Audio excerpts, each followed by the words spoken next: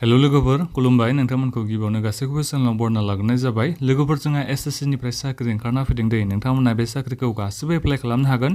आं साख्रिनि बागै डिटेल्सै खोन्थाहरगासिनो दङ। नोंथांमोना भिडिअखौल' गासिबो जोबजासिम नायलां। जेरै सिलेक्शन प्रसेसआ माबायदि जागोन, फरायनाया बेसेबां जानांगोन, सेलारिखौ बेसेबां मोनगोन, बेफोरनि बागै नोंथांमोना पुरा डिटेल्सै बे भिडिअनि गेजेरजों मोननो हागोन। नोंथांमोना गासिबो भिडिअखौल' जोबजासिम नायलां। लोगोफोर नोंथांमोना सोरबाफोर चेनेलाव गोदानै फैदोंबा चेनेलखौ साबस्क्राइब खालामना लाग्रोलायदो जाहाथे नोंथांमोना बेबायदिनो साख्रिनि आपडेटखौ मोननो हायो। जोंहा साख्रिया जाहैबाय स्टेनोग्राफार ग्रेड C आरो ग्रेड D। बिनि थाखाय जोंहा साख्रि ओंखारना फैदों SSC निफ्राय। जोंहा अनलाइन एप्लाइआबो स्टार्ट जाखाबाय दे लोगोफोर। जोंहा आगस्तनि 2 तारिखनिफ्राय अनलाइन एप्लाइआ स्टार्ट जाबाय। ओमफ्राय अनलाइन एप्लाइनि लास्ट डेटआ जोंहा आगस्तनि 2-3 तारिखआव जोबहैगोन। दा बेनि डेटखौबो जोंहा होनानै दोनखादों, नोंथांमोना नायनो हागोन नै। आरो बेजों लोगोसे मोनसे खोथा दे, जुदि नोंथांमोना अनलाइन एप्लाइ खालामनाय समाव माबाफोर मिस्टेक जाफ्लाङोबा एप्लिकेसन फर्माव नोंथांमोना कारेक्सन खालामनो हागोन दे। 24 आगस्तनिफ्राय 25 आगस्तनि गेजेराव नोंथांमोना गावनि एप्लिकेसन फर्मखौ गोरोन्थि जानायखौ नोंथांमोना कारेक्सन खालामनो हागोन दे। आं बेखौबो नोंथांमोननिसिम खोन्थाहरनाय जाबाय। जोंहा बिनिफ्राय टटेल साख्रिनि भेकेन्सिया बेसेबां दङ आं बेखौबो खोन्थाहरनो सानदों। जोंहा 1207टा जोंहा टटेल साख्रिनि भेकेन्सि दङ, माने 1207टा जोंहा टटेल साख्रिनि भेकेन्सिया दङ दे बे स्टेनोग्राफार ग्रेड C आरो ग्रेड D नि थाखाय। आं बेखौ नोंथांमोननिसिम बुंहरनाय जाबाय। आरो बेजों लोगोसे मोनसे खोथा दे, बे स्टेनोग्राफार ग्रेड C नि थाखाय जेनेबा साख्रिनि भेकेन्सिया बेसेबां दङ बेखौ आलादायै बेहाय लिरनानै होदों। आरो बेजों लोगोसे बबे डिपार्टमेन्टआव बेसेबां भेकेन्सि दङ बेखौबो बेहाय लिरनानै होदों। बेफोरखौ नोंथांमोना फरायनानै नायफैनो हागोन। आं बेखौ नोंथांमोननिसिम दायो खोन्थाहरला। आं बेफोरखौ नोंथांमोननिसिम खोन्थाहरबाय थायोबा माने भिडिअ एसे गोलाव जागोन। दा बेनिखायनो आं बेफोरखौ बुंथ'ला। थिग बेबायदिनो जोंहा स्टेनोग्राफार ग्रेड D नि थाखायबो जोंहा बेलेग डिपार्टमेन्ट दङ। बेलेग डिपार्टमेन्टआव बबे केटेगरिनि थाखाय बेसेबां भेकेन्सि दङ बेफोरखौ बेहाय लिरनानै होदों। बेफोरखौ नोंथांमोना फरायनानै नायफैनो हागोन दे। दानिया आं बेहाय नोंथांमोननिसिम इलिजिबिलिटि क्राइटेरिया बेफोरनि बागै एसे खोन्थाहरनो सानदों। जायफोर खोथाफोरा मेन बेखौल' आं नोंथांमोननिसिम खोन्थाहरनो सानदों। जोंहा बैसोआ बेसेबां जानांगोननो बे स्टेनोग्राफार ग्रेड C नि साख्रिखौ एप्लाइ खालामनो थाखाय 18 बोसोरनिफ्राय 30 बोसोरनिसिमा एप्लाइ खालामनो हागोन दे बे ग्रेड C साख्रिखौ। बिनिफ्राय जोंहा अपार एजनि रिलेक्सेसन होनाय दङ दे SC ST नोंथांमोननि थाखाय 5 इयार्ससिम होनाय दङ। अब्ला जोङो 18 बोसोरनिफ्राय 35 बोसोरनिसिमा एप्लाइ खालामनो हागोन बे स्टेनोग्राफार ग्रेड C नि साख्रिखौ। बिनिफ्राय जोंहा बेहाय स्टेनोग्राफार ग्रेड D नि साख्रिबो दङ जोंहा बेहाय। दा बेहाय बैसोआ एसे बेलेग नांलायगौ।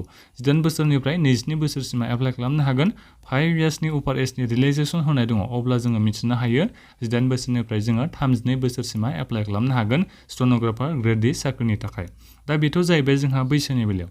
दानिया फैदो जोंहा मेन खोथायानो जाहैबाय जोंनि फरायनाया बेसेबां जानांगोन। फरायनाया बेसेबां जानांगोन बेखौथ' नोंथांमोना भिडिअनि थाम्बनेलखौ नायनानै नुखाबाय जानांगौ। जोंहा बेहाय फरायनाया मात्र हायार सेकेन्डारि पास जानाय जानांगौ दे। मेट्रिक पास जानाया एप्लाइ खालामनो हानाय नङा दे। जायफोर नोंथांमोना हायार सेकेन्डारि पास जाबाय नोंथांमोना साख्रिनि थाखाय एप्लाइ खालामनो हागोन। आरो बेहाय नोंनि पार्सेन्टेज स्ट्रिम बेफोरनि जेबो खोथा गैया। नोंथाङा जेसांखिनि मार्क लानानै फैया मानो नोंथांमोना जायखिजाया हायार सेकेन्डारि पास जानाया एप्लाइ खालामनो हागोन बे स्टेनोग्राफार ग्रेड C आरो ग्रेड D साख्रिखौ दे। आरो बेहाय पार्सेन्टेजनि जेबो खोथा गैया। आं बेखौथ' नोंथांनिसिम बुंहरखाबायानोसै। बेनिखायनो गासिबो नोंथांमोना एप्लाइ खालामबानो जाबाय। जायफोर नोंथांमोना हायार सेकेन्डारि पास जाखांबायबा नोंथांमोना गासिबो एप्लाइ खालामदो। बिनिफ्राय अनलाइन एप्लाइ खालामनायावबो आरोबाव मोनसे मोजां खोथाबाव, जायफोर नोंथांमोना SC ST केटेगरियाव गोलैयोबा नोंथांमोना अनलाइन पेमेन्ट खालामनांगौनि गोनांथि गैया। माने फिस गैया दे नोंथांमोननि थाखाय अनलाइन एप्लाइ खालामनाय समाव। नोंथांमोना गासिबो मबाइलजोंनो अनलाइन एप्लाइखौ खालामनो हागोन। आङो अनलाइन एप्लाइनि लिंकखौ नोंथांमोननिसिम भिडिअनि डिसक्रिपसनाव होनानै दोनदों। नोंथांमोना भिडिअनि डिसक्रिपसनाव चेक खालामबानो जाबाय। बिनिफ्राय आरोबाव मोनसे खोथा दे, नोंथांमोना मा खालाम अनलाइन एप्लाइखौ खालामनायनि सिगांनो बेहाय माखासे जोंहा डिटेल्स होनानै दोनदों। जेरै नोंथांमोना गावनि फट'ग्राफ आरो सिगनेचारखौ आपल'ड खालामनांगौ जायो दे नोंथांमोना अनलाइन एप्लाइ खालामनाय समाव। दा बेहाय नोंनि बे फट'ग्राफा बेसेबां साइजनि जानांगोन, नोंनि बे सिगनेचारनि साइजआ बेसेबां जानांगोन बेफोरखौ बेहाय डिटेल्सै लिरनानै होखादों। बेफोरखौ नोंथांमोना अनलाइन एप्लाइ खालामनायनि सिगांनो एसे नायफैबानो जाबाय जाहाथे नोंथांमोना जेरैबायदि होनाय दं बेबायदि नोंथांमोना डकुमेन्ट्सफोरखौ आपल'ड खालामनो हायो दे। दानिया फैदो जोंहा मेन खोथायानो जाहैबाय जोंनि सिलेक्शन प्रसेसआ माबायदि जागोन आरो एग्जामा जोंहा बबेयाव जागोन। आं बेखौबो नोंथांमोननिसिम दायो खोन्थाहरनो सानदों। जोंहा एग्जामा आसामाव बबे जायगायाव जायोनो। नोंथांमोना जुदि डिब्रुगड़आव हैनो गोसोबा नोंथांमोना जेनेबा बबे जायगाया नोंनि खाथिसिनाव दङ बेखौ नोंथांमोना सेलेक्ट खालामबानो जाबाय। डिब्रुगड़, गुवाहाटी, जरहाट, सिलचर बे जायगा मोननो हागोन। बे जायगायाव नोंथांमोना थांनानै जायखिजाया बबे मोनसे जायगाखौ सेलेक्ट खालामो बे जायगायाव थांनानै नोंथांमोना एग्जामखौ हैनांगोन दे। आं बेखौ नोंथांमोननिसिम बुंहरनाय जाबाय। दानिया फैदो जोंहा जोंनि सिलेक्शन प्रसेसआ माबायदि जागोन, एग्जामा माबायदि जागोन। जोंहा फार्स्ट एग्जामानो मा जागोननो कम्पिउटार बेस्ड एग्जामिनेसन जागोन। बे MCQ टाइपनि जायो। एग्जामा जोंहा कम्पिउटाराव जायो।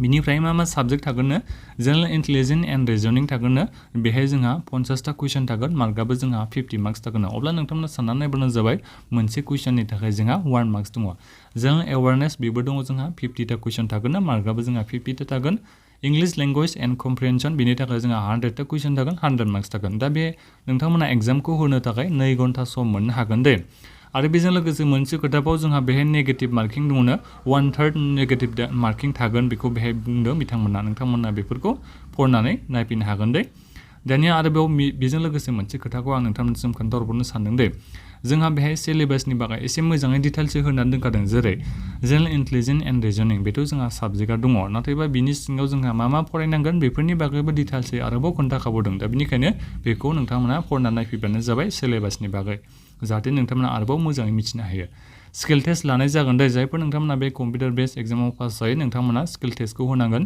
बे स्टेनोग्राफि साख्रिनि थाखाय बेखौ नोंथांमोना फरायनानै नायफैबानो जाबाय स्किल टेस्टखौ मारै होनांगोन नोंथांमोना बेनि बागै बेहाय डिटेल्सै लिरनानै होदों दा बेहाय आं जाखिनि खोथाया माने जाखिनि बाथ्राया माने गोनांमोन नोंथांमोननि थाखाय बेखौ आं नोंथांमोननिसिम खोन्थाहरजोबबायसै दा बेखिनियानोमोन माबाफोर सोंनांगौ दङबा नोंथांमोना भिडिअ कमेन्ट बक्सआव कमेन्ट खालामनो हागोन दा जायफोर हायार सेकेन्डारि पास जाखांनाय नोंथांमोननिसिम आसा खालामनाय थाबाय गासैबो नोंथांमोना बे साख्रिखौ एप्लाइ खालामनानै नोंथांमोना एग्जामखौ होगोन होननानै दा बेखिनियानोमोन नोंथांमोना भिडिअखौ शेयार खालामनायदो लोगोफोरनो गोजोन्थों